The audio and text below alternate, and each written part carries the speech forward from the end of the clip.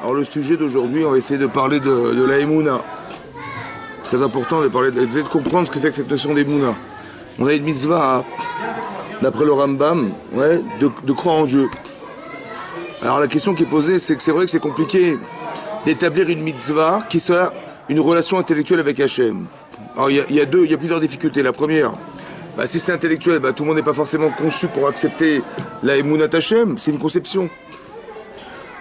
Comment on peut demander à quelqu'un d'être Ma'amin, ça veut dire de croire en Dieu, alors que si c'est lié à un acte, il faut faire quelque chose, mettez de filine, on peut demander à chacun de faire un acte, mais est-ce qu'on peut demander à chacun d'avoir une conception? C'est dur. Hein?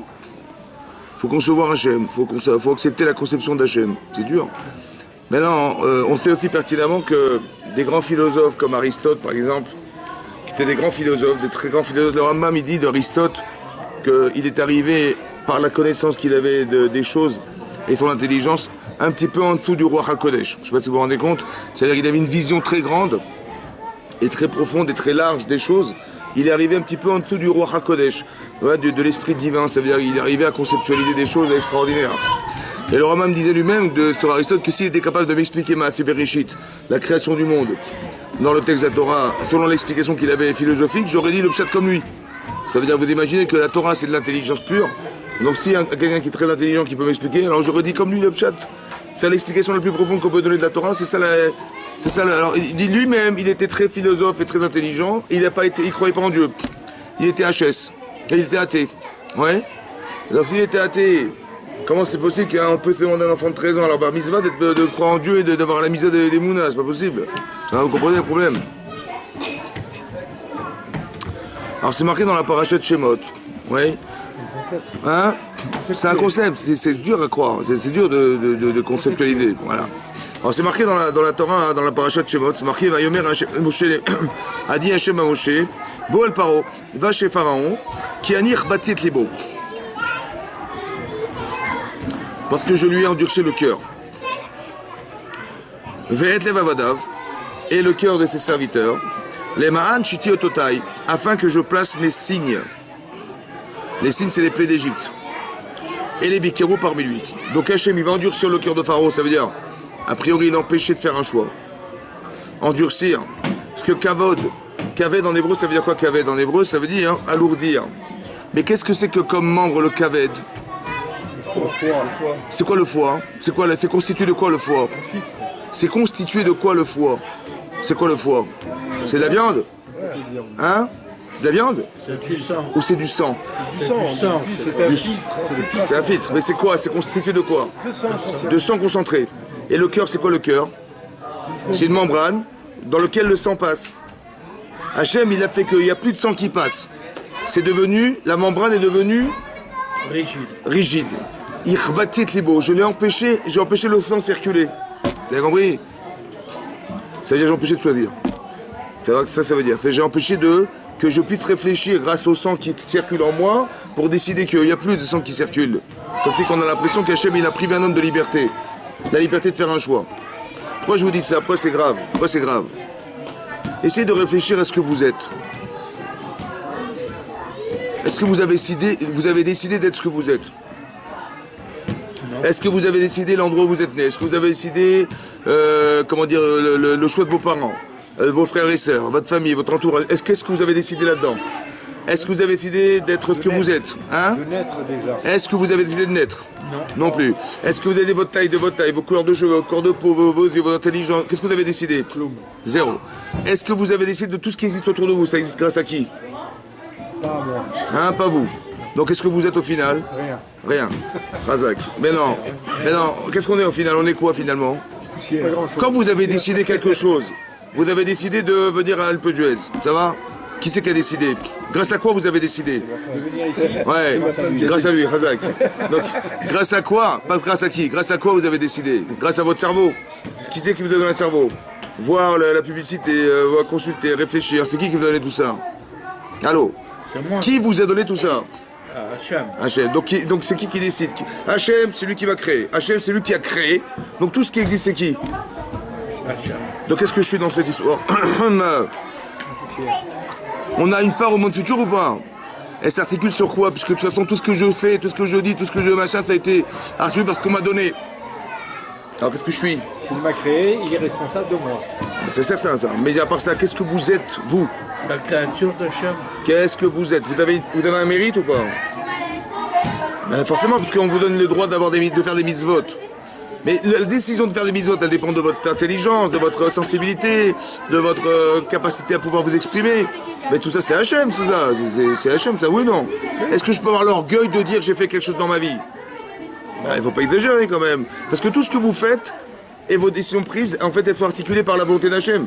Et cette volonté, elle s'exprime dans des actes et dans des faits. Donc le résultat de tout ça, c'est vous? Ou c'est Hachem? Non, nous. Hein? Le résultat. Non, mais dites comme ça, vous avez réussi votre vie dans votre travail. Mais la part de ça vient de qui? Ah oui, Qui c'est qui a envoyé les clients? Hachem. Très bien. Donc le résultat, c'est qui? Hachem. Très bien. Donc on est quoi, nous, là-dedans? Les acteurs. C'est-à-dire, on est quoi exactement? Le résultat Précisément. Hein? Le résultat de la volonté. Mais vous êtes quoi, vous? Pas. Ben non, le résultat de sa volonté, c'est-à-dire que vous êtes rien, vous êtes que le résultat d'une volonté. Le libre arbitre. Vous êtes quoi exactement? Vous êtes le choix de faire de vous quelque chose. Vous avez compris? J'ai décidé, voilà, Hachem m'a donné l'intelligence, m'a donné une taille, m'a donné une personnalité. Qu'est-ce que vous faites avec? C'est vous qui choisissez. Vous pouvez devenir des tzadikim grâce à ça, et vous pouvez devenir l'inverse grâce à ça. C'est vous qui choisissez. Vous n'êtes que la résultante d'un choix personnel. Je vous donne des valises, qu'est-ce que vous faites avec? Vous les jetez par la fenêtre, vous les faites quoi? Hachem vous donne quelque chose. Qu'est-ce que vous faites avec? C'est ce que vous faites qui est vous. Qu'est-ce que j'ai décidé de faire de moi? Pas de moi, hein. De moi, ça va? C'est pas le libre arbitre. C'est ce quoi? Oui, mais c'est quoi le libre arbitre? C'est de faire de vous ce que vous avez décidé. Vous avez le choix de faire de vous ce que vous voulez. Vous devenez un tzaddik, Chazak ou Baruch. C'est la résultante d'un choix. Vous venez un rachat, faites ce que vous voulez. C'est un choix. Vous êtes la résultante d'une volonté et d'un choix derrière. Ça va, c'est tout. Le reste, c'est Hachem. C'est tout. Donc quand on prive un homme de choix, qu'est-ce qu'il est alors? Là, il est zéro. Ah, là, il est zéro. Donc c'est dur à comprendre. Comment Hachem, il a fait de Paro un zéro. Pas un zéro, hein. Un zéro. Ça veut dire qu'il est... Il a plus rien à lui. C'est dur à comprendre ça. Ça veut dire quelque chose, ça, pour vous? Dites la vérité. Avec la vérité. Est-ce que c'est possible qu'un homme puisse vivre s'il n'a pas de raison d'être? C'est-à-dire de faire de sa vie un choix. Donc quand Hachem il le prive de liberté, ça n'a pas de sens a priori. Il y a des malades. Hein? Il y a des malades profonds comme ça. J'entends, mais qu'est-ce que ça veut dire pour vous? Qu'est-ce que ça veut dire qu'Hachem il fait vivre des gens sans la volonté d'exprimer quoi que ce soit? C'est dingue. Est-ce que Dieu il a besoin de rendre quelqu'un pantin? Est-ce que c'est pas faiblard, quelque part, de dire voilà, je vais vous montrer que j'existe, je vais faire des miracles et tout, je vais rendre pantin? Ben il est faible Hachem parce qu'il est obligé de rendre pantin quelqu'un. Bien, laisse toutes les forces qu'il a et démontre que tu peux voir que tout. Oui, là c'est logique là. Mais de faire d'un homme une marionnette. Tu vois, j'ai gagné, il est une marionnette. C'est normal. Ça rentre dans son programme. Qu'est-ce que ça veut dire endurcir le cœur de Pharaon? Vous savez que je comprends. Priver un homme de liberté. Voilà, de choix. Et c'est quoi la Imouna que j'ai derrière tout ça, moi? Est-ce qu'on est des pantins? Ah, si on est des pantins, c'est grave. Hein. C'est-à-dire qu'on n'a pas de part. Est-ce qu'il y a un programme déjà organisé derrière tout ça? Non, mais est-ce que nous, on est un programme? Ou on fait partie d'un programme? Est-ce qu'on est programmé? Est-ce qu'on est programmé? Hachem, il sait ce qu'on va faire ou pas? Oui. Est-ce que parce qu'il sait que ce que j'ai décidé de faire, que je suis un programmé? Non. Pourquoi? J'ai une part de moi-même. Qu'est-ce qu'il sait Hachem alors? Hachem, il voit ma naissance, il voit la fin de ma vie, à la même seconde où je vous parle. Donc il sait ce que je vais faire. C'est quoi l'intervention d'Hachem dans ma vie, puisqu'il sait ce que je vais faire? C'est quoi l'intervention d'Hachem dans ma vie? Comment il faut être ma'amine d'Hachem? Parce que de toute façon, il sait ce que je vais faire dans la seconde et tout ça. Ça peut être contradictoire. Alors, qu'est-ce que vous en pensez, les juifs de l'Alpe d'Huez? Hein? Non, mais répondez à ma question. Moi, on peut parler d'autre chose, ça ne me dérange pas, mais répondez à ma question. Si Hachem, il sait ce que je vais faire, est-ce que je suis libre de le faire ou pas? Oui. Pourquoi? Parce que j'ai le libre arbitre. Parce que, c'est quoi la logique? C'est d'expliquer. C'est pas parce qu'Hachem, il sait ce que tu vas faire que tu n'as pas le choix de le faire. Je sais qu'à la fin du séjour, vous allez partir à Marseille. Est-ce que parce que je le sais, vous allez partir ou pas? Hein? Oui. Je préfère. Donc, est-ce que parce que je le sais, ça vous a privé de la liberté de retourner à Marseille? Dites non, vite. Dites non, très bien. Non, c'est ça. Non, c'est pas parce qu'Hachem il sait que ça vous enlève le choix. Il sait simplement ce que vous avez décidé. Voilà, ça va? Mais ça vous enlève pas. C'est parce qu'Hachem il sait, comme ça, ouais. Donc on est mamine que tout est pensé, c'est vrai. Mais ça rend. Comment dire, il y a un projet divin et il y a la résultante de ce qu'on a décidé. Maintenant, si je rentre dans un projet divin, pourquoi faire les mitzvot? Parce que les mitzvot, c'est le projet divin. La Avera, hein, c'est pas le projet divin. Mais c'est pas parce que j'ai fait des Averot, ça veut dire quoi? J'ai fait des fautes et je me suis écarté, que le projet va s'annuler. Hachem, il a un. Comment dire? Il a un logiciel, Hachem, où même quand je fais des Averot, lui, il retombe sur ses pattes. Par exemple, Paro, il va décider de tuer les enfants qui vont naître. Qui c'est qui va entretenir par Moshe Rabbeinu, qui est le sauveur d'Israël? Qui c'est? C'est Paro lui-même. Lui, il va aller contre une volonté divine, mais il ne se rend même pas compte que c'est lui qui va élever Moshe Rabbeinu à la maison et qui va lui permettre un jour d'être roi d'Israël, parce qu'il va vivre dans une maison de royauté exceptionnelle. Vous avez compris ça? Hachem, il n'y a pas de problème. Yosef, on l'a vendu esclave, on voulait le tuer. Eh ben, on l'a envoyé en Égypte là où il devait être. Vous avez compris? Le projet divin, il n'a pas de problème. La différence, c'est est-ce que je rentre dans un projet ou je m'exclus du projet? La mitzvah, la avera. C'est tout. Vous avez compris ça? Il faut être ma'amine dans ça. Quand vous faites des mitzvot, vous êtes sûr de rentrer dans un projet. Quand vous faites une avera, vous êtes sûr de vous en écarter. Après, Hachem, il n'a pas de problème de réaliser ce qu'il voudra un jour. Seulement, hein, c'est dommage qu'on n'ait pas pu participer à ça. C'est ça la mitzvah. Vous avez compris? Il y a le projet et mon choix. On étudie la Torah aussi, pour savoir quelles sont les directives à suivre pour rentrer dans un projet divin. C'est tout. Et pour être cohérent avec soi-même. Est-ce que c'est clair et net? Sinon, on a raté sa vie quelque part. Mais ça rater sa vie, c'est rater l'occasion de pouvoir rentrer dans un projet qui nous associe avec Hachem. C'est clair? C'est ça. Maintenant, c'est marqué qu'Hachem, qu'est-ce qu'il va faire? Il va faire des miracles. Mais avant, il va endurcir le cœur. Pourquoi faire des miracles? Pourquoi faire? Est-ce qu'on se construit par des miracles? Est-ce qu'on se construit par des miracles? Non. Pourquoi non? Dites-moi pourquoi. Moi, je veux tout savoir. Pourquoi non? C'est beau un miracle? Oui. Mais est-ce que vous êtes construit? Vous avez arrivé à des certitudes parce que vous avez vécu un miracle? Ça interpelle le miracle. Très bien. Mais est-ce que ça construit? Quand je dis construit, ça veut dire, est-ce que maintenant vous arrivez à des certitudes qui vous engagent? Si ça interpelle, il y a un questionnement qui se crée, qui se met en route. Très bien. Et le bonhomme est obligé d'atterrir à un moment ou à un autre au bout de ses remarques. Très bien. Mais si par exemple, si vous n'avez pas la question de Dieu au départ, le miracle ne vous dira rien du tout. Vous direz c'est une circonstance atténuante. C'est la nature. Si vous êtes en recherche d'Hachem, Hachem va vous faire des clins d'œil. Ce qu'on appelle des miracles. Ça veut dire quoi des miracles? Ça veut dire que l'incohérence de l'événement est révélateur de la présence divine. Mais il faut être capable de voir. Par exemple, un exemple très simple. Mais ça, il faut le comprendre dans le vécu de tous les jours. Ça va? Un jour, Yosef, on l'a vendu esclave. Par qui? C'est qui l'a vendu? Imaginez-vous, vous êtes Yosef. Vous êtes quelqu'un de brillant, qui avait un projet personnel, vous avez fait un rêve. C'est quoi ce rêve? Vous allez dominer. Même vos frères et votre père et votre mère, ils vont se prosterner devant vous. Vous êtes des dominants. Quand on dit dans la Torah qu'il était berger, c'est pas pour nous raconter qu'il était berger. C'est pour dire que c'était un organisateur, c'était un administrateur, c'était quelqu'un qui savait diriger les animaux et un jour les hommes. Vous comprenez ce que ça veut dire? C'est ça, Roé? Ouais. Faut pas qu'on dise les bergers. On savait pas ce qu'il fait comme métier, il est berger. Non. C'est de nous expliquer que c'est très compliqué de diriger un troupeau. Ça va? Un troupeau d'animaux, c'est compliqué. Ben là, il savait organiser, savoir la nuance entre les animaux, etc. Comme il va faire la nuance entre les hommes, un jour. Et il arrivait, il avait un projet, le rêve d'un homme. Ouais, quand un homme il a une ambition personnelle, il en rêve. C'est ça le rêve. C'est-à-dire que profondément, il avait une capacité énorme à pouvoir diriger. Maintenant, il va diriger le clan d'Israël, c'est énorme. A priori, c'est ce qu'il avait compris au départ. Qu'est-ce que feront ses frères? Ils sont jaloux de cette différence. Ils voulaient le tuer, carrément le tuer. Ils ont dit, on ne va pas apporter ce crime dans le sang de notre frère dans nos mains, on va le vendre esclave.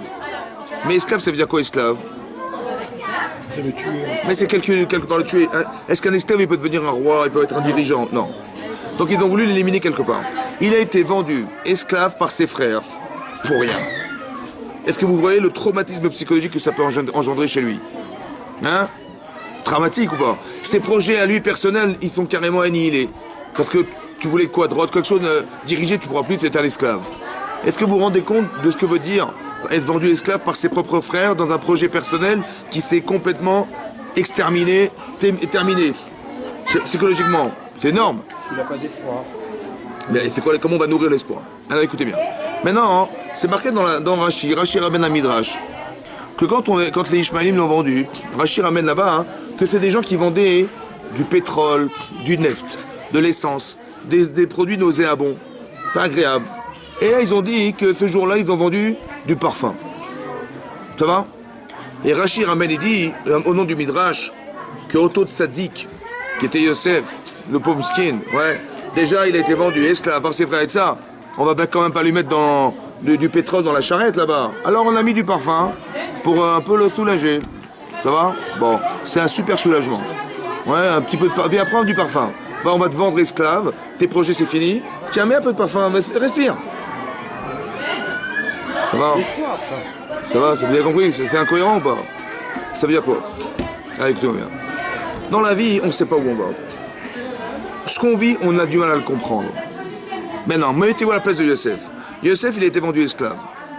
Il faut être mamine dans ce que je vais vous dire aujourd'hui. Mamine, il faut croire en Dieu. C'est quoi croire en Dieu? C'est comme ça. Yosef, il est vendu par ses frères. Esclave. Ses projets? Wallo. Qu'est-ce que ça veut dire? Je sais pas. Soit ça veut dire que Dieu, il m'a puni, ça veut dire qu'il veut plus de moi. Tu dis, toi, tu t'es pris sur... T'as commencé à raconter tes rêves, t'as entraîné la haine de tes frères. Laisse tomber, on arrête tous les deux. C'est ça que ça veut dire? Peut-être ça veut dire ça. Ou ça veut dire non. En vérité, tout ce que je vis est là pour ma guérir. En vérité, j'ai un problème. Ouais. Et je ne veux pas passer par l'esclave, par la case esclave, par la case je sais pas quoi, pour arriver à transformer ma personne. Je sais pas ce qu'Hachem il veut. Est-ce qu'Hachem il m'a banni carrément, il m'a mis dehors? Il m'a dit tu fais plus partie du projet? Ou il m'a dit écoute, passe par cette étape pour t'aguerrir? Je sais pas. Je sais pas. Qu'est-ce que je vais faire? Comment je vais le savoir? Alors je vais chercher quelque chose qui est un signe anormal. L'anormalité est un révélateur d'une présence divine. Le soleil se lève à l'est, il se couche à l'est tous les jours. Où il est Dieu, je sais pas. Tout le jour, c'est pareil. Mais quand c'est pas normal, par exemple, ils vont dire, hein, on a toujours vendu du pétrole, tout à coup aujourd'hui on vend du parfum. Tu sais, c'est bizarre, non? Ils vendent pas bon. Anormal, révélateur d'Hachem. Vous avez compris? En vérité, Hachem il m'a fait un clin d'œil. Il m'a dit, t'inquiète pas, je suis là. Ça sent bon. C'est ça la Emouna. Il faut voir dans sa vie des anormalités qui sont révélatrices d'une réponse à une question posée. En vérité, vous allez vous rendre compte de ce que vous vivez. Ce que vous vivez n'est pas une question. Ce que vous vivez est une réponse. Hachem, il vous renvoie des réponses. À la différence, c'est que si vous vous questionnez, alors vous pouvez voir des réponses. Mais si vous n'avez pas de questions, vous n'avez pas de problème, vous n'avez pas d'interrogation dans votre vie, à quoi vous voulez qu'Hachem y réponde? Par exemple, Yitro, c'est un philosophe. Il cherche le bon Dieu partout, lui. Il va faire toute la vodazara du monde entier. Hein. Il va même pratiquer le judaïsme. Un jour dans sa vie, il va Ishma Yitro. Il a entendu deux choses. L'ouverture de la mer Rouge, l'ouverture et Kriyat Souf, et la guerre contre Amalek. Et il dit maintenant je sais que Dieu est Dieu. Vaishma Yitro, Rachidi Ouba, il est venu se convertir au judaïsme. Dites-moi, qui c'est qui a entendu la Kriyat Souf? Là, pardon. Qui c'est qui a entendu la mer Rouge? Le monde entier. Shamou, Amir, Mirgazoun. Ils ont tous entendu, le monde entier a entendu, Irgazoun, ils ont tremblé. Ils sont venus se convertir ces gens-là ou pas? Le seul qui est venu, c'est qui? Mais pourquoi c'est lui qui a réagi à ce qu'il a su? Pourquoi la connaissance n'a pas fait réagir les autres? Parce qu'il se questionnait pour savoir où était Dieu à chaque fois. Tu as la question, tu auras des réponses. T'as pas de question, tu peux voir des choses incroyables, extraordinaires, ça va pas te bouger. Vous avez compris ou pas? C'est-à-dire que la vie vient répondre à quelque chose. Il faut être ma'amin b'Hachem. Croire en Dieu, ça veut dire quoi? Pas dire voilà, Dieu existe, Baruch Hashem, et moi je vis ma vie. Non. Croire en Dieu, c'est faire intervenir Dieu. Vous avez compris ce que ça veut dire, ça? C'est-à-dire que ce que tu vis n'est pas par hasard. Quand je dis n'est pas par hasard, ça veut dire qu'il y a une logique divine derrière. Maintenant, il faut comprendre les systèmes et la logique de l'intervention divine. Hachem ne veut pas venir avec fait d'artifice. Non. Pourquoi il vient avec discrétion? Pourquoi il vient avec discrétion? C'est discret, il va y avoir un petit événement et à toi de décrypter l'événement pour comprendre que c'était lui. Pourquoi ça se passe comme ça à votre avis? Hein? Pourquoi? Pourquoi faire? Pourquoi? C'est quoi? Non mais explique-moi pourquoi. Hachem il dit pas, voilà je suis là, Baruch Hashem, voilà, viens, je t'embrasse, viens. Ça veut dire quoi? Ça veut dire quoi? Hein? Pas seulement ça, pas seulement ça. T'as raison, mais pas seulement ça. Si demain Hachem il se révèle à toi, ah, écoute-moi bien, c'est extraordinaire ou c'est catastrophique? Si Hachem il vient, c'est extraordinaire ou c'est catastrophique? C'est énorme. Hein? Ah mais s'il dit, il dit allô, hein? Un Milan? Un bilan. Très bien. C'est bien ou c'est pas bien? C'est bien. Hachem il te téléphone, c'est bien ou pas? C'est bien. C'est une catastrophe. Catastrophe. C'est pourquoi? Je te dirai demain. C'est une catastrophe, c'est pourquoi? Parce que maintenant tu es obligé de croire en Dieu. Tu es obligé de croire. Écoute bien, il ne faut pas que tu sois obligé. Parce qu'on a expliqué au début du cours que la seule chose qui fait référence à toi, c'est la capacité d'exister par un choix personnel. Si tu ne peux pas choisir, c'est le bon Dieu à 100%. On ne veut pas de bon Dieu à 100%. On veut le bon Dieu à 99 et toi au moins 1%. Mais si Dieu il se révèle à toi et que tu es obligé de croire en lui, obligé, alors tu as choisi quand? Pour ne pas que tu sois obligé, Hachem il est transparent. Pour ne pas que tu sois obligé, Hachem il fait des choses à toi de comprendre. T'as compris? Le maktoub est faux alors. Hein? Le maktoub est faux. Maktoub est vrai, pour une autre raison, après je vais t'expliquer. 2 minutes, t'as compris? Vous avez compris ou pas? Le maktoub, c'est pas ça. Le maktoub c'est mazal. Non, mais pour les musulmans, c'est maktoub, ou les luthériens, tout est écrit, prédestination, il n'y a pas à réfléchir. Ah d'accord. Non mais tout est écrit, c'est sûr. Mais ce qui est marqué, c'est ce que tu as décidé. Vous avez compris? Mais non. Mais non, juste une seconde, attends, juste avant que je m'énerve, comme ça. Vous avez compris comment ça marche? Plus Hachem il se révèle, plus c'est catastrophique. Parce que ça veut dire qu'on est obligé de croire en lui. Par exemple, à la sortie d'Égypte, Hachem il a fait des trucs fantastiques ou pas? Ils n'ont pas tous cru. Attendez, on a dit Naaseh Venishma, ça veut dire quoi Naaseh Venishma? Hein? J'ai pas compris. On va d'abord faire. À repasser? Non, c'est pas ça le chat. Ça veut dire quoi Naaseh Venishma?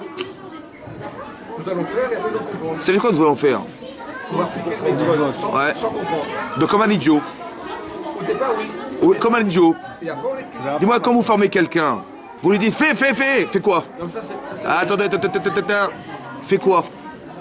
Fais sans savoir, fais sans comprendre. Mais tu vas faire une bêtise, évidemment. Ça veut dire quoi Naaseh Venishma? C'est pas ça. Écoute-moi bien, hein. Le Rabbeinu Yona, il explique que Naaseh Venishma, et c'est comme ça dans la Gemara dans Shabbat d'Afechet. Naaseh Venishma, ça veut jamais dire on fera sans comprendre. Mets dans ta tête que ça n'existe pas. On va d'abord faire.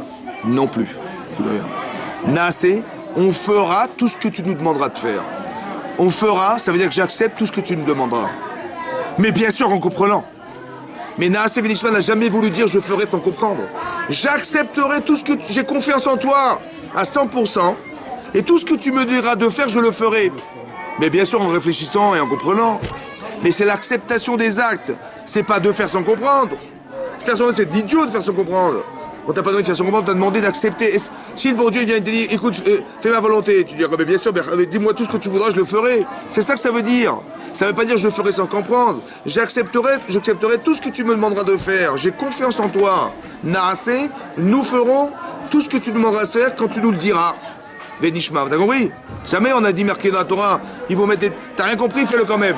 T'as pas dit ça? T'as compris la différence? C'est d'accepter la capacité d'acceptation des mitzvot. Mais non, maintenant, on sort d'Égypte. On accepte à 100% les mitzvot. Hachem, il nous met la montagne sur la tête pour nous faire accepter la Torah à Shavuot, c'est normal ça? Hein? Normal? Et quand est-ce qu'on va l'accepter la Torah? Parce que c'est marqué Kimu vekiblu ayodim. Kimu, ils ont réalisé à Purim, Be'ahava, avec l'amour d'Hachem, ce qu'ils avaient accepté, Be'ira, avec la crainte, au moment du matin de Torah. C'est qui les bons élèves?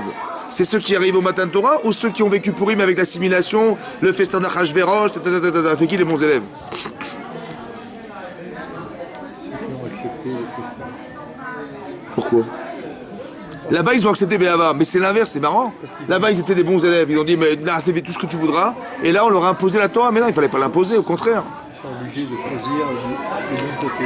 Hein? Ils sont obligés de se déterminer du bon côté. Chazal. Très bien. Quand on a reçu la Torah, après tout ce qu'on a vécu, est-ce qu'on avait le choix? Cette acceptation, elle n'est pas bonne. Alors je te mets la montagne parce que tu n'es pas crédible. À chaque fois, écoutez-moi bien, à chaque fois que vous allez imposer quelque chose à quelqu'un, vous pouvez être certain, il va vous en vouloir un jour. Parce qu'il vous a rendu des gamins. Il vous a empêché la capacité d'exister en tant qu'être humain. Même avec vos enfants, c'est pareil. Quand vous dites fais ça, fais ça, fais ça, il va discipliner un monsieur, hein, mais il va vous en vouloir un jour. Tu as compris ou pas? Faut pas imposer. Il faut proposer. Tu dis moi je te conseille. À un certain âge, il faut proposer des choses. Pas dire écoute c'est comme ça, tais-toi, tais-toi, c'est ce que je te dis. Vous allez voir qu'il va le faire, mais vous allez voir qu'un jour il va se rebeller contre vous. Sauf s'il a compris. C'est ça, c'est ça la montagne sur la tête. Parce que vous l'avez empêché de faire un choix. Et tu m'empêches d'exister, tu vois ce que je vais te faire. Mais si entre-temps il a compris pourquoi, il faut pas mettre. Mais c'est la démarche que je vous dis, la démarche est fausse. Vous avez eu de la chance qu'il a accepté, qu'il a compris, Baruch Hashem. Mais non, il vous en veut ou pas? La manière dont vous lui avez appris, ça, il vous en voudra ou pas? Dites oui, dites oui. Par exemple, monsieur, comment vous appelez? Je prends un exemple. Allez, comment vous appelez? Hein? Eric. Eric, c'est l'âme? C'est l'Amérique? C'est l'Amérique? Non. C'est l'Amérique. Non, c'est l'Amérique. Ah, c'est l'Amérique. Alors écoutez-moi bien. Allez, l'OM. Allez, l'OM. Il est allé chercher un peu loin. C'est pas grave. Alors écoutez-moi bien. Matériel simple, un gosse qui va mettre le main dans le barbecue. Qu'est-ce que tu fais? Oui, bien sûr. Mets la main dans le barbecue. Il va tomber dans un ravin. Vas-y, essaye. Voilà. C'est pas ça, bien sûr, on parle pas de ça. Je refuse. Ah, mais moi aussi. Mais on parle pas de ça, je parle pas de ça. Écoutez-moi bien. Donnez juste une seconde. Un enfant, vous lui apprenez à nager. Vous prenez, vous le jetez dans l'eau, dans la piscine. Il relève la tête, vous lui enfoncez la tête. Et il apprend à nager comme ça. Il fait une longueur de longueur. Et il va couler, il boit des tasses et tout ça, mais il se débat et le pauvre, dès qu'il sort dans l'eau, il met la tête dans l'eau. Voilà. Comme ça. Attends, il fera nager. Il fera nager. Il va vous dire merci. Tout de suite, non. Dans 10 ans, il va vous dire merci? Non, jamais de la vie. Parce que vous lui apprenez à nager, mais de la manière, elle n'est pas bonne. Vous n'êtes Mon pas... père m'a jeté comme ça dans l'eau. J'ai appris. Très bien. Mais est-ce que vous dites merci, papa? J'ai pas dit merci, mais j'en veux pas. Mais c'est normal que vous n'ayez pas dit merci. Parce que c'est pas comme ça qu'on apprend à nager aux gens. Ça va? Et si vous lui tenez la tête, il dit voilà, je suis là, mon chéri, vous lui apprenez. Vous êtes partenaire de sa souffrance s'il ne sait pas nager. Vous le tenez. Il va dire bouge les pieds, bouge les bras, machin. Ça va? Tu te tiens? Je te lâche. Non, non, pas maintenant. Ok, on continue. Voilà, on avance. Il saura nager à la fin du... Il va vous dire merci, papa. Je suis reconnaissant. Vous avez été partenaire. Là, vous n'êtes pas partenaire. Vous avez compris? Quand vous imposez quelque chose, vous n'avez jamais gagné. Et nous, on croit qu'on gagne, on perd. Ça va? Pour ça qu'Hachem, il ne fait pas comme ça. Il n'impose rien. Vous êtes libre à 150%. Ça va? Ça veut dire que Hachem ne s'impose pas. Et la transparence d'Hachem. Pour Purim, Hachem n'apparaît pas dans la Megillat Esther. Pourquoi? Ben, c'est logique. Parce qu'il faut que je choisisse Hachem, moi. Oh. C'est pas lui qui va s'imposer à moi. Vous avez compris? Donc il faut comprendre que... Oh, regardez, je vous explique un truc. Il y a des gens qui ne croient pas en Dieu. Ça va? Maintenant, je vous pose une question. Qu'est-ce qui nous éclaire, là? Quel astre nous éclaire sur la Terre? Hein? Il a combien de kilomètres de la Terre, le Soleil? Hein? Une bonne centaine. Combien? Une bonne centaine. Je sais pas. 150 millions de kilomètres. Voilà. 150 millions de kilomètres. Le Soleil, il nous éclaire, il nous réchauffe. Ça va pas. Combien de fois il fait la Terre, le Soleil? Hein? Combien de fois le Soleil fait la Terre? 150. Il fait 101 fois la Terre. 101 fois la Terre. C'est une petite boulette ou une grosse boulette de feu? Une boule. De feu.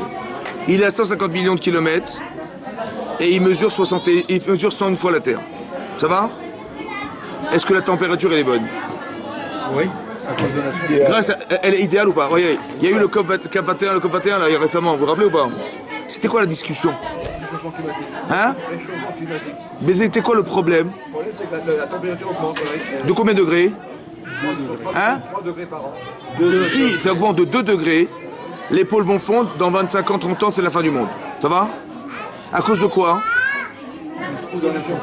À cause de la pollution. Qui c'est qui crée la pollution? Donc si l'homme n'était pas intervenu, la Terre elle serait en bonne température? Qui c'est qui a calculé la température? Moi je suis athée, moi, je comprends Dieu. Hein. Qui c'est qui a mis le Soleil à 150 millions de kilomètres avec une taille de 61 fois la Terre et qui a fait qu'il est exactement à l'endroit où il faut pour qu'il y ait une température au degré près qui marche?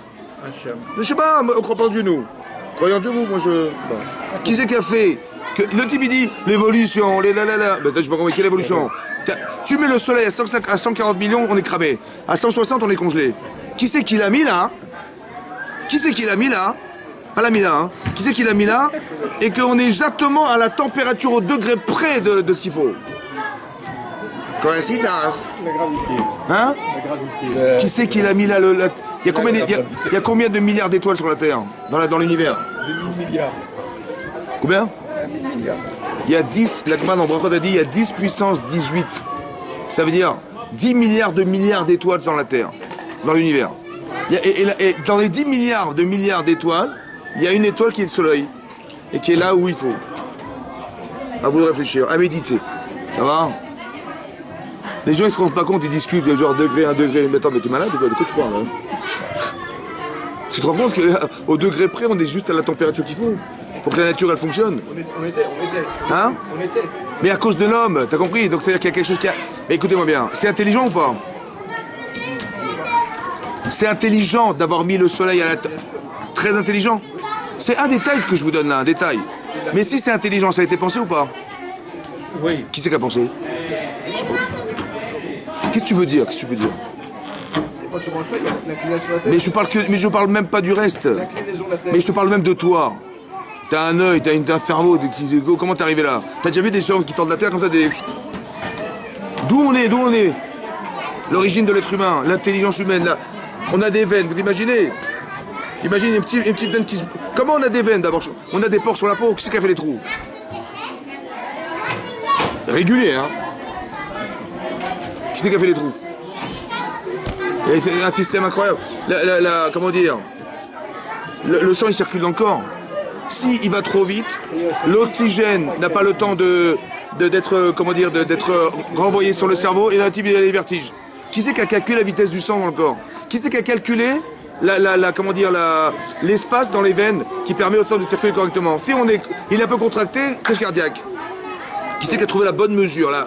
Qui c'est qui a intelligemment mis la bonne mesure pour que ça passe bien?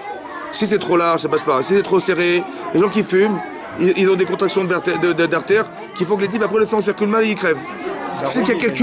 Qui c'est qui a calculé les millimètres? Darwin a une théorie là-dessus. Laquelle? L'évolutionnisme. Mais c'est ce que j'ai dit, mais d'où l'origine? L'origine, c'est où? Moi, Qui c'est qui a mis des singes sur la Terre? Mais si c'était vrai, c'est faux en vérité. C'est pourquoi c'est faux? Parce qu'il y a une Gemara dans Sanhedrin, une Gemara dans Sanhedrin, qui dit là-bas dans Père Ekrelek, qui dit là-bas que quand il y a eu la tour de Babel, Hachem, il a créé des nouvelles langues. Il parlait qu'une seule langue, ouais? Combien? 70. Oui, il a créé des langues, donc pour ne pas qu'ils se comprennent. Et la Gemara, elle dit que parmi les hommes, il y a des gens qui sont devenus des singes. Que parmi des hommes, il y a des gens qui sont devenus des singes. C'est l'inverse. C'est l'inverse, Habibi. T'as compris? Ah, d'accord. C'est pas l'ange qui descend du singe, c'est le singe qui descend de l'homme. Il y a marqué qu'ils sont devenus des kofs. Kofs en hébreu, c'est des singes. Comme ça, la Gemara, elle raconte. T'as compris? Exact, yes. Parce que le langage, on a changé le langage pour ne pas qu'on se comprenne, pour ne pas qu'on s'investisse contre Dieu. Alors j'ai dit pas de problème, on va changer le langage. Personne ne se comprenait, donc ça a explosé, on est tous partis, on ne se comprenait pas. Vous avez compris? Ah, et là, il a dit qu'on est devenu il y a des gens qui sont venus des singes. Il y a un corollaire qui se pose. Ouais. Si l'homme, comme tous les animaux, est une création de Dieu, pourquoi, parmi tous les animaux les plus féroces, il n'y a que seulement l'homme qui est capable de se détruire, de détruire la planète? Pourquoi? Comme ça. C'est ça libre arbitre, que ça. Pourquoi il est le seul à avoir cette capacité? Pire que ça, pire que ça. Pire. Il y a un Zohar qui dit que quand Adam Arishon, il a nommé les animaux, dans le début de la paracha de Bereshit, il a donné des noms. Ouais. Donner des noms, c'est pas dire qu'il a dit tiens, toi tu vas t'appeler cheval, l'autre tu vas t'appeler non. En hébreu, c'est pas une destinée. En hébreu, le mot définit est la définition de l'élément. Complètement défini. C'est la molécule, elle est dans le mot. Donc il a compris l'essence des animaux, il a mis des noms dessus, pas comme ça, des noms arbitraires. Il a mis des noms qui correspondent à la définition. Mais pour définir, il faut savoir, il faut reconnaître. Mais pour reconnaître, il faut être. C'est ce que dit le Zohar. Que l'homme, il est la concentration de tous les animaux de la terre. C'est toute la cruauté que vous voyez dans la nature, elle est dans l'homme. L'homme est l'animal le plus cruel du monde. En plus, il a une intelligence qui peut le desservir. Mais pourquoi il peut détruire la planète? Parce que Il est capable de couper la branche on peut sur tuer des laquelle gens. il est assis. Est-ce que Hachem nous a permis de tuer des gens? Moi, je tire une balle sur un type. Il peut ne pas mourir. Qui c'est qui l'a tué? C'est Hachem qui a dit voilà, ce tel membre il est mortel, celui-là non. Oui, non. On peut tuer quelqu'un ou pas? On peut éliminer quelqu'un? Mais si on peut éliminer, on peut éliminer. D'accord? Le libre arbitre, à ce point, il est fort qu'on peut même aller à l'inverse. Mais non, le fait qu'on soit capable de détruire, ça fait partie aussi d'un projet derrière. Les gens ne meurent pas par hasard. Ça va? Je parle de la planète elle-même. Pareil, c'est pareil. En vérité, si la planète elle doit disparaître, le Mashiach il viendra avant. Si vous voulez dire le Mashiach, vous voulez qu'il vienne Mashiach? Demain, là? Tout de suite? Faites sauter la planète. Il est obligé de venir avant. Ça va? Entre... Essayez. Il est en train de justifier les mollahs iraniens. Est-ce que c'est clair? Vous avez compris la Imunat Hashem? Comme ça. Mais non. C'est marqué dans la paracha. Chut, c'est marqué comme ça. Donc Hashem il va mettre des miracles en Égypte. Ou les man t'es sapé, afin que tu racontes. Beoz nebincha, aux oreilles de tes enfants. Ou ben bincha, aux enfants de tes enfants. Et Tachet Talati Ben Israël, que je me suis déjoué, entre guillemets, des Égyptiens. Hein. Tu vas raconter ça à tes enfants. Ve'etotota et Shassamtibam. Et les miracles, les signes que j'ai placés en eux, qui sont les plaies d'Égypte. Donc tu raconteras à tes enfants. Veidatem, et vous saurez qui a ni Hashem. C'est quoi la connaissance d'Hachem? Oui? Tu raconteras et vous saurez. C'est logique ou pas? Non, c'est l'inverse. Tu raconteras Et vous comprendrez. Non? Écoutez, regarde. Vous avez une connaissance en tête? Ouais. Vous me la racontez. Ouais. Et vous saurez. Vous êtes inclus dedans ou pas? Ah oui. Oui ou non? Oui Ou non? ou non? Si vous savez déjà, Ah ouais. vous ne dites pas vous saurez. Ils sauront que je suis Hachem. Puisque tu sais déjà. Donc c'est mal dit. Il fallait dire quoi? Tu raconteras, ils sauront que je suis Hachem. C'est ça la transmission. Marqué vous saurez. Comme si que celui qui raconte, il va savoir. Aussi. Mais c'est pas sur quoi? Parce qu'il sait déjà. Il y a un retour. Ah, c'est quoi le chat? C'est quoi la connaissance d'Hachem? Tu vois? La idea. Il y a trois choses qu'il faut savoir. Il y a ce qu'on appelle la chorma. Ouais. En hébreu, la chorma. Il y a la bina. Et il y a le da'at. C'est quoi la chorma? La réflexion. La chorma, on dit de quelqu'un qu'il est chacham, c'est qu'il y connaît. C'est la connaissance pure. Un disque dur, un CD-ROM, voilà, c'est ça un chacham. Il connaît, tu dis, mais quelle question? Il dit, ouais, c'est marqué là-bas, c'est un chacham. Tu vois? La bina, hein? La bina, c'est la nuance. La Gemara dit, Mevin ben davar les davar. Il sait mavdil, il sait séparer les éléments. Tu as 10 éléments, quelle est la différence entre le 1 et le 10? Le 1 et le 8, le 2 et le 7, c'est quoi la différence? La capacité de faire des nuances. La Havdalah, c'est Mavdil. Ben Kodesh Lechol, la capacité de faire des différences et des nuances. Ça, c'est la Bina. Et le Da'at, c'est quoi le Da'at? Hein? C'est quoi la différence entre la Chokhma et le Da'at? La connaissance et la connaissance. L'intégrer. Hein? L'intégrer. Chazak. C'est l'intégration. D'où on sait que c'est l'intégration? Parce que c'est marqué dans la Torah, Adam, Yada et Ishto Chava. Adam a connu sa femme Chava. C'est quoi connaître sa femme? Il était avec elle. Ça va? Pourquoi dire qu'il était lié, il a marqué qu'il connaissait sa femme? Pour dire que le Da'at, c'est le lien. C'est quoi le lien? Entre la connaissance et vous. Il y a un pont entre vous et la conscience que vous avez. Ouais? Par exemple, on dit d'un enfant, il n'a pas de Da'at. Ça veut dire quoi? Il n'a pas de Da'at. Ça veut dire qu'il dit, ça veut dire, ah ouais, j'ai pas fait gaffe. Mais tu savais? Bah oui, je savais, mais j'ai pas fait attention. Ça veut dire qu'il n'y a pas de pont entre de relation entre la connaissance que j'ai et moi. Le da'at, c'est de faire le pont. Ça veut dire que vous vivez votre connaissance. Vous êtes en réaction à ce que vous savez. C'est ça le da'at. Veillez da'atem ki Hashem. Tu peux raconter des choses toute ta vie, mais sans être connecté à ça. D'où je sais que c'est comme ça. D'où on sait. D'où j'ai su. D'où j'ai su. Hein? Comment? On peut avoir les trois niveaux corrélés immédiatement. Ben, bien sûr. Bien sûr. Écoutez bien. C'est comme ça. Un jour, Hachem, il a dit à Noé, il a dit, tu vas raconter aux gens que s'ils continuent à faire des avérotes, j'enverrai le déluge. Et pour que ça puisse se faire, il a dit, tu vas construire une arche. Pendant combien d'années? 120 ans.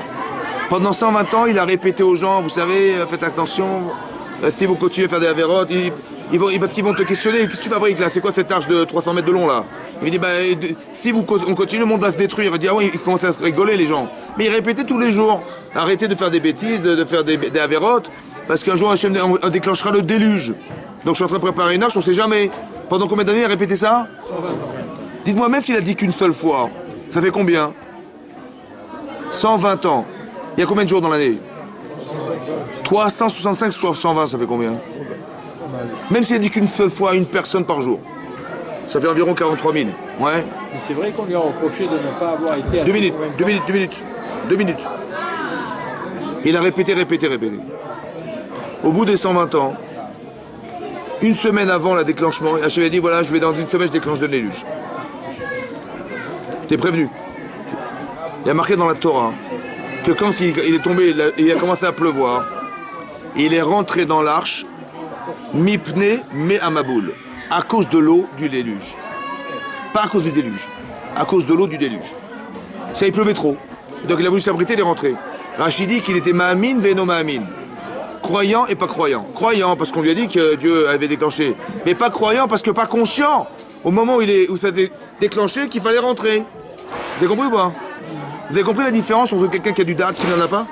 Quelqu'un qui dit, si Hachem m'a dit va déclencher le déluge, donc déluge pour moi ça veut dire qu'il faut s'abriter. Mais pas à cause de la pluie.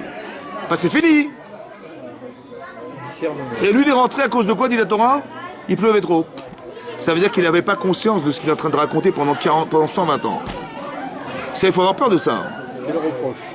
Vous avez compris? Ça veut dire qu'on doit avoir peur de ça. De raconter des bobards qu'en vérité ne nous concernent pas. On n'est pas la personne qui raconte. Je peux raconter à mes enfants, mais je ne suis pas inclus dans ce que je vous dis. Veidartem ki ani Hachem. Je vais peut-être prendre conscience de ce que je vous raconte quand je vais vous le dire. Laïdi at Hachem. Je suis lié avec Hachem en vous racontant ce que je vous dis. Ou je dis non, je vous fais un cours, je vous raconte ce que je vous dis. Faire attention à ça. On ne peut ne pas être concerné par ce qu'on raconte. Ça veut dire qu'il faut comprendre, mais comment ça se lie? Alors comment on crée le lien entre la conscience et la réalité des choses? Ouais. Vous me parlez de Dieu, ça va? Alors j'ai un peu compliqué la chose. Il y a une Gemara dans Brachot, ouais, qui dit là-bas que Rabbi Yochanan ben Zakkai, qui était un Tana, quelqu'un qui a vécu à l'époque de la fin du deuxième temple. Ça fait pas mal d'années déjà, plus de 2400 ans, ouais. Ouais. Qu'est-ce qu'il a dit? Avant de mourir, il a vu ses élèves rentrer chez lui. Et il a commencé à pleurer. Dit la Gemara. Ouais. Et quand il a vu rentrer, il a pleuré. Et cet ami a dit, mais pourquoi vous pleurez? Il a dit, j'ai deux chemins devant moi. Un qui m'amène au Gan Eden et un qui m'amène au Guénam. Veini Odea, et je ne sais pas, Bede Derech Molechimoti. Où est-ce que je vais aller, je ne sais pas. Alors il a dit, si je me présentais devant un homme, un juge, et je sais très pertinemment que Enisoro Isurolam, même s'il va me mettre en prison, ce ne sera pas éternellement là-bas. Et même Karasolam, il va se mettre en colère contre moi, il ne se mettra pas en colère éternellement. Et même, mais Shachado Bébé Kessel, je peux m'arranger, je lui glisse un chèque sous la table, on s'arrange. Mais à Kadosh Baruch Hu, Karasolam, Isurolam, et je peux pas le soudoyer. Alors j'aurais pas peur, j'ai peur. Les élèves, ils ont dit, alors Rav, Barichenu, fais-nous une bracha avant de mourir. Il leur a dit, Yehi Ratson, que soit la volonté d'Hachem, Be'ezat Hachem, Shielachem Mora Shamaim, Kemora Basar Vadam. Que vous arriviez un jour à avoir la crainte d'Hachem, comme vous avez la crainte des hommes. Ils ont dit Adkan, c'est tout. C'est comme des gosses.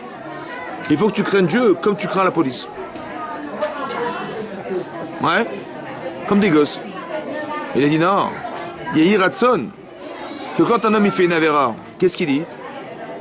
J'espère que personne ne me verra. Lo Yarini Adam. J'espère que personne n'est là. Donc il est en train de faire une avéra, il n'y a personne, super, super. Yehi Ratson, que vous arriviez un jour, il a dit, à avoir la conscience d'Hachem comme vous avez la conscience d'être vu par les autres. Maintenant, moi je me suis posé une question. Vous mettez à Kadosh Baruch Hu le créateur de la création du monde. Mais qui est que le créateur de la création du monde? Mais est-ce qu'Hachem il est que le créateur de la création du monde? Hein? Hachem. Est-ce qu'Hachem il est plus que le créateur de la création du monde? S'il est au départ. Il est plus ou pas? Oui. Ce qu'il a créé, c'est infiniment rien par rapport à ce qu'il est. Vous mettez Dieu d'un côté.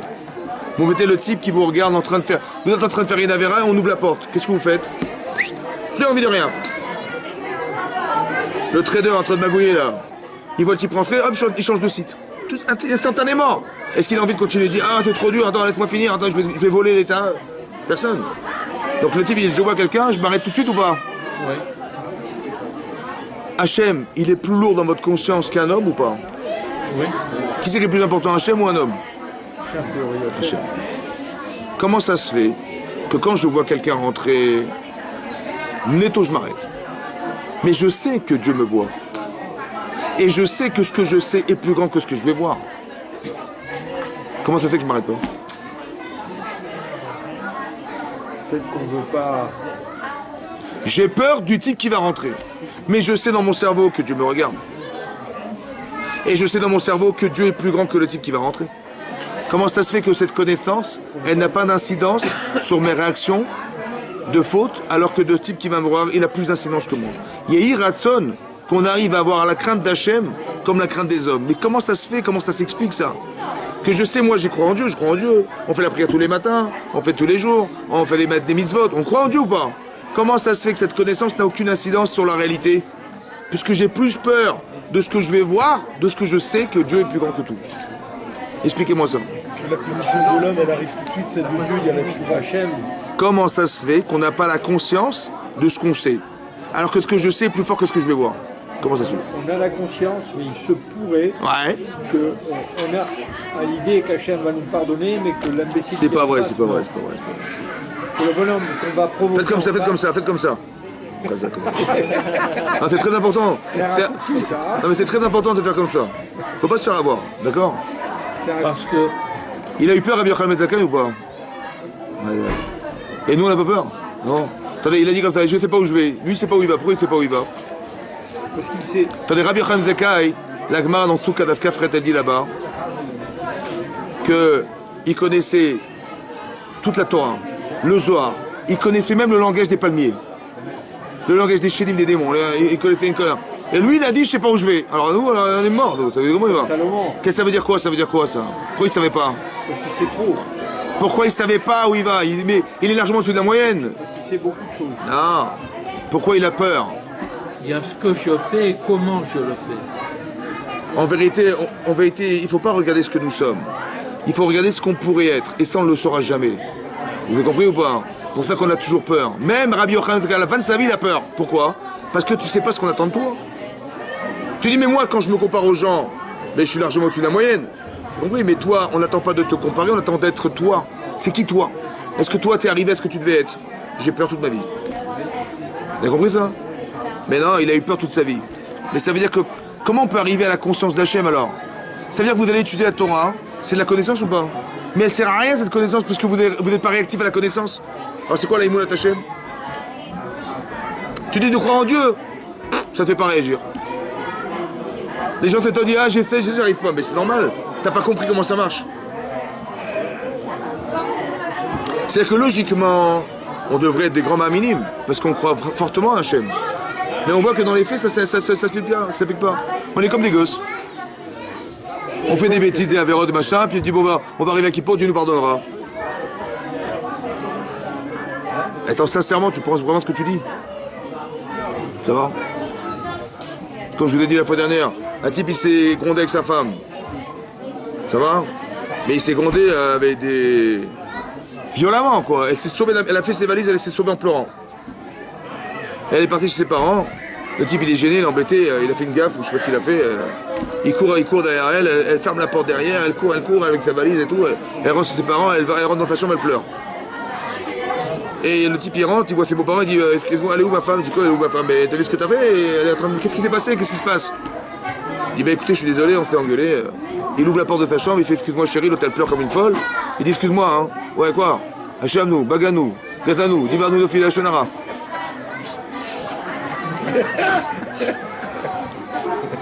Moi on m'a dit de faire tchouva, là, je te dis ce que je dis au pour Dieu, je te dis à toi. Hachamnou, Baganou. Ça marche ou pas? Hein? Ça marche ou pas? Eh oui, C'est sûr. Mais Dieu, ça marche.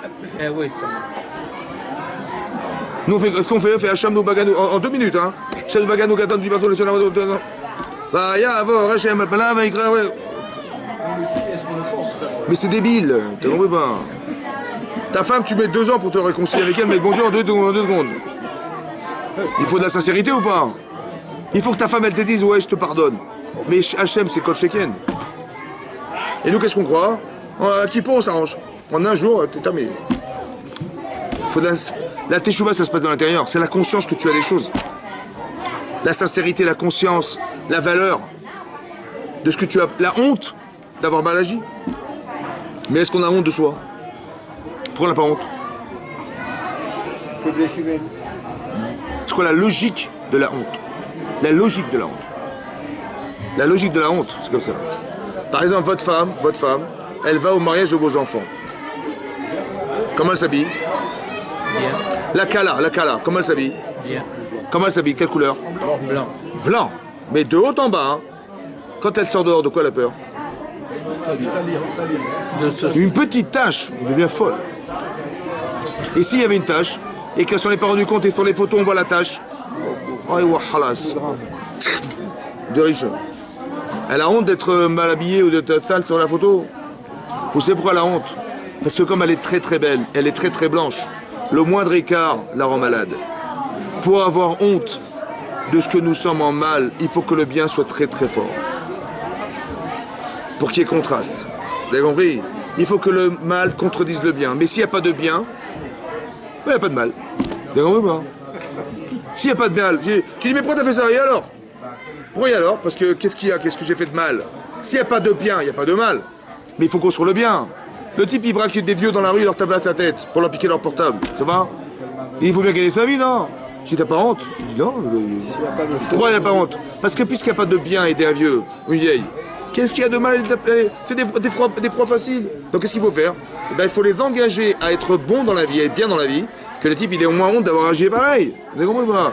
Le mal n'existe pas, c'est la concentration du bien qui crée le mal. Donc si je suis pas bien dans ma peau, par exemple, je suis pas fier de moi. Il y a une Gemara dans Shvuot, la Gemara dit là-bas dans Shvuot, elle dit, si un type, à l'époque de la Gemara, un type il mangeait dans la rue, il pouvait pas être un témoin. Ah, je t'explique pourquoi. Parce que si j'ai pas honte de moi, demain on va me dire tiens fais un témoignage et je vais faire un faux témoignage. On dit mais comment t'as osé mentir? Il va dire mais quel est le problème? Si je n'ai pas honte de moi et que j'ai pas honte du regard des autres, j'ai pas honte d'avoir menti, je suis pas crédible. Donc je peux pas faire un témoignage, je peux pas être témoin, vous avez compris ou pas? Si au moins au minimum tu es fier de toi, tu as honte d'être mal, donc je te rends crédible, ça va? Et donc tu peux témoigner. Mais si tu n'as même pas honte de ce que tu vas dire, parce que les conséquences tu t'en fiches, alors tu n'es pas crédible a priori. Vous comprenez ou pas ce que la Gemara dit? C'est-à-dire qu'on doit avoir une estime de soi qui est énormissime pour ne pas tomber dans le panneau du Yetzer.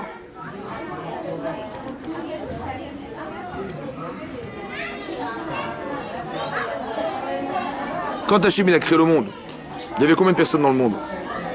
0. Non? Le 6e jour, il y avait combien? 1. Dans combien? Dans tous les niveaux? Hein? Un mais double. Un double. Il était homme et femme en même temps. Combien ça mesure l'univers? Combien, pardon? Combien ça mesure l'univers? Une distance? Ça dépend du moment. C'est infini. Vailly or.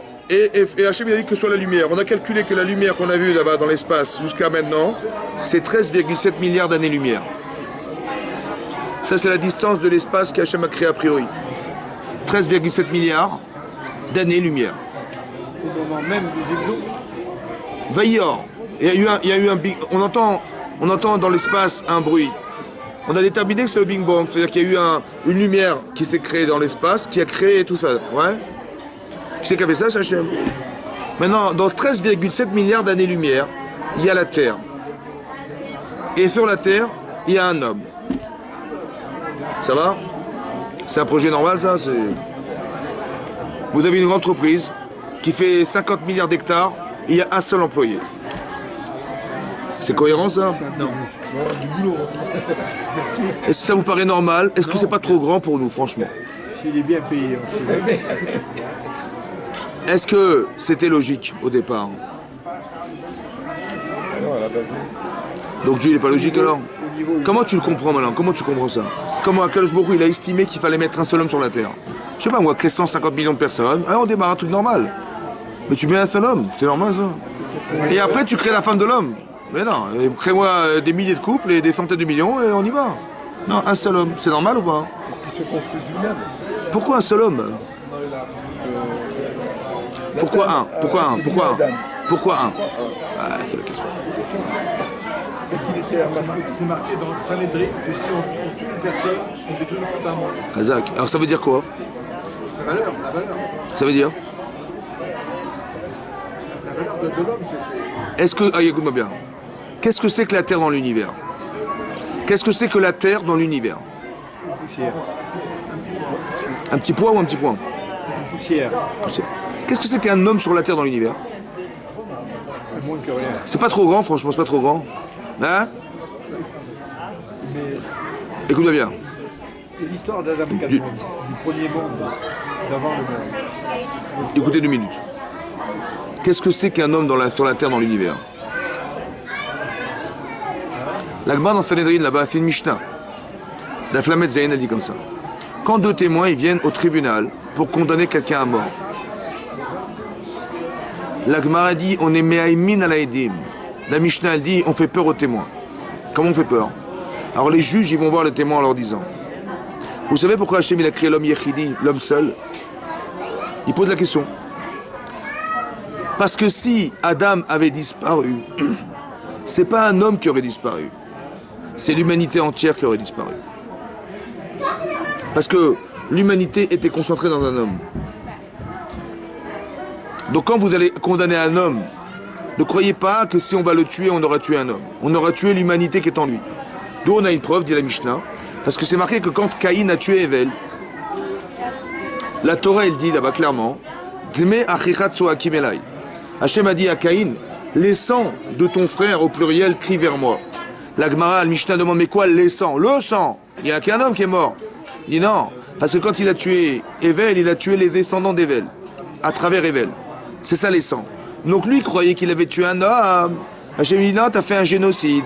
T'as tué des innocents derrière la personne que tu croyais coupable. Donc réfléchis, ça va? C'est pour nous expliquer qu'un homme est il a la concentration de beaucoup de personnes derrière lui. Ça va? Demande le Maharal de Prague, là-bas sur la Mishnah, il pose une question. Il dit mais je comprends pas. À l'époque d'Adam Arishon, si Adam avait disparu, bah bien entendu l'humanité aurait disparu avec lui. Mais aujourd'hui on est combien de milliards sur Terre? 7 milliards. Il manque un type, ça va? C'est convaincant ça? Tu dis Adam Arishon, bah il est tout seul. Mais aujourd'hui il en manquera un sur les 7 milliards, ça va dissuader la personne? Hein? C'est quoi cet argument? C'est quoi cet argument? Vous avez compris? C'est la question qu'il pose. Mais écoutez bien. On ne connaît pas sa future descendance. Attendez, écoutez bien ce que je vais vous dire. On ne va pas sortir du sujet. Écoutez. Si Hachem a créé un seul homme sur la terre, c'est qu'il estime que c'est trop petit ou c'est normal pour lui? S'il a fait ça, c'est qu'il pense que c'est normal. Moi qui pense que c'est pas normal, c'est que je rends incohérent une volonté divine. Mais ça veut dire que je sous-estime ce que je suis. Puisque Dieu m'a créé sur la terre unique, en quoi je suis unique? Est-ce qu'il y a un type dans le monde qui vous ressemble à l'identique? Avec votre caractère et tout pareil? Non. Est-ce qu'on n'est pas potentiellement des Adam Arishon dans l'univers, en rapport à Hachem? Est-ce qu'on n'est pas des Echad? Est-ce qu'on n'est pas seul au monde dans l'univers avec Hachem? Indépendamment du nombre de personnes qui s'y trouvent, puisqu'on est différents. Si on était tous les mêmes, j'aurais dit bon, on est des milliards de personnes qui sont identiques. Mais non, il n'y a pas un type qui ressemble à l'autre. Ça veut dire quoi? Ça veut dire qu'on a une relation privée, individuelle avec Hachem ou pas? On n'est pas tout seul au monde alors, dans l'univers? Est-ce que j'ai le droit de sous-estimer ce que pense Hachem de moi, que je suis spécial puisqu'il m'a créé tout seul dans l'univers? Je n'ai pas le droit de négliger ça. Il faut que vous compreniez que si vous êtes seul dans l'univers, c'est que vous avez la force de concentrer l'univers en vous. Mais il faut être mamine dans ce que je vous dis. Hein. Ça veut dire que si Hachem, il a été incohérent de mettre un homme dans l'univers, c'est qu'on n'a pas compris qu'est-ce qu'il a fait. Mais si Hachem l'a fait, c'est qu'il estime qu'on vaut l'univers. On n'est pas des numéros. Vous êtes énormissimes. C'est pour ça qu'Hachem il a créé un homme tout seul. Alors on dit aux témoins, vous savez quoi, si vous le tuez, c'est que vous n'avez même pas l'estime de ce que vous êtes. Parce que si vous tuez quelqu'un qui vaut l'univers, c'est que, et que vous estimez que ça vaut rien, c'est que vous valez rien. C'est dommage. C'est ça qu'on leur a dit. Si Adam avait disparu, c'est-à-dire si la valeur profonde d'un homme avait disparu, alors ça veut dire que quoi? Ça veut dire que ça vaut rien? Mais non, ça vaut quelque chose puisque Hachem l'a estimé énorme puisqu'il l'a mis dans l'univers. Ne soyez pas négligents de ce que vous êtes en le tuant. C'est ce qu'on leur a dit. Vous avez compris ce que ça veut dire ça? Ça veut dire qu'on est énorme. Quand vous faites des mitzvot, vous faites tenir le monde. Quand vous faites des mitzvot, vous faites tenir le monde. Comme c'est marqué que quelqu'un... Vous savez, à l'époque de Raphaël de Vologine, c'était un des Rashi Shivot à l'époque c'était un élève du Gan Devina. Il avait créé une yeshiva où les gens ils étudiaient 24 heures sur 24. Pourquoi? Parce que le monde repose sur la Torah. Quand Christophe Colomb a découvert l'Amérique, c'est juste après les Géonim. Les Géonim, c'était des gens qui étudiaient la Torah du matin au soir. Mais comme ils ont disparu, il fallait bien que la Torah continue. Alors nous, quand en Europe, il fait jour, on étudie la Torah, et quand il fait nuit, en Amérique, il étudie la Torah. Il n'a rien découvert, il avait déjà des cartes. Il avait découvert en plastique, exactement. Vous avez compris? C'est ça. Donc il y a eu un cycle de... Vous avez compris ou quoi? Il y a un cycle de la Torah qui doit continuer en transparence. Parce que nous, on sait pertinemment que le monde il repose sur la bourse, sur l'argent et sur les banques. Où il repose sur le monde, il repose sur les banques. Sur l'argent, bien entendu, oui ou non? Oui ou non? Aujourd'hui, oui. Non. Il repose que sur la Torah. Ça va? Ah non, non. Au niveau matériel, je suis d'accord. Ouais. Au niveau de notre conversation, c'est évident. Est-ce que votre corps a un sens sans Neshama? Est-ce que votre corps peut vivre sans Neshama? La Neshama, c'est la Torah. Il n'y a pas de Torah, il n'y a pas de monde. D'accord? C'est superficiel de croire que le monde repose sur la bourse. C'est superficiel de croire que le monde repose, que votre relation parentale, elle est là parce que vous êtes présent devant vos enfants. Qu'est-ce que vous leur donnez? C'est de l'estime de l'autre, c'est de la spiritualité. Le relationnel à l'autre, c'est spirituel. Si vous parlez, c'est spirituel. Si vous engagez des choses, c'est spirituel. Le monde repose sur la spiritualité. Ça va? En apparence, il y a un corps, je dis ouais, mais on n'est pas superficiel. Ouais? On est essentiel. Où est-ce que l'essence des choses? Elle est où l'essence des choses? L'essence, elle est où? Dans le ciel. Essentiel. Sérieux? Essentiel. Il n'y a pas de hasard. Il n'y a pas de hasard. Donc ça veut dire qu'il faut faire attention à ça. Sachez que vous avez une essence énormissime. Parce que sinon Dieu vous aurait jamais créé tout ça dans l'univers. Donc quand vous faites une mitzvah, vous faites pas seulement qu'autour de vous ça marche, on croit que c'est petit nous. J'ai une preuve comme ça, écoutez bien. Combien il mesure votre corps? 1m80? Combien veut dire votre neshama? Elle est infinie. Infini. Maintenant, le monde dans lequel vous êtes, est-ce qu'il est trop grand ou il est trop petit? Si vous regardez votre corps, le monde il est trop grand. Et si vous regardez votre neshama, trop petit. Donc il faut vous regarder quoi? Si Dieu il crée dans un monde pareil, pourquoi faire? Ne regarde pas ton corps, regarde ta neshama. Mais cette démarche... Tu es énorme, tu as compris? Et c'est dommage qu'on fasse de nous des petites personnes, parce qu'on a un potentiel extraordinaire. Et qu'on est associé avec Hachem, c'est fantastique. Donc pourquoi faire des petites choses alors qu'on peut faire des grandes choses? Pourquoi ne pas s'associer avec le créateur de la création du monde et se passer de lui en faisant des bêtises? Cette conscience-là, elle amène à la Emunat Hachem. Quand vous allez faire des mitzvot, vous allez créer cette conscience. Parce que s'il n'y a pas d'intérêt dans ce que vous faites, il n'y a pas de lien. C'est comme ça. Il faut trouver l'intérêt, et dès l'instant où il y a intérêt, il y a forcément intéressement, et donc il y a forcément conscience, et conscience amène à faire des choses avec le darat. Quand je dis je m'en fiche, je me donne, c'est qu'il n'y a pas d'intérêt, vous comprenez ou pas? Ou je vaux rien, ou qu'est-ce qu'il y a? Et le type, il tape une petite vieille dans la rue, et alors? Il a tellement peu de conscience de sa valeur qu'il est prêt à taper des vieux que... Vous avez compris? La conscience de ce que vous êtes, c'est ça l'importance. Messieurs, Chazakou. C'est ce que certains ont appelé